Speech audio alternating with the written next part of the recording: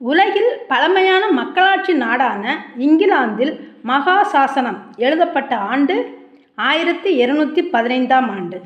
சுமார் 10,000 பேர் வாழக்கூடிய ஊர் பேரூராட்சி ஆகும்.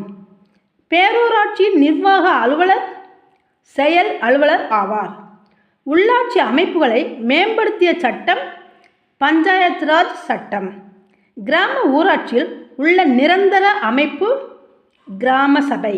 அரசையும் மதத்தையும் தனித்தனியாக பிரிக்கும் கோட்பாடு சமய சார்பின்மை.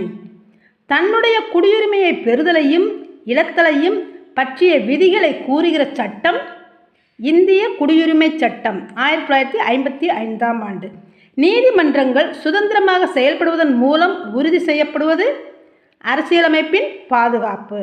மாநிலத்தில் உயரிய நீதி அமைப்பாக விளங்குவது உயர்நீதிமன்றம். நன்றி.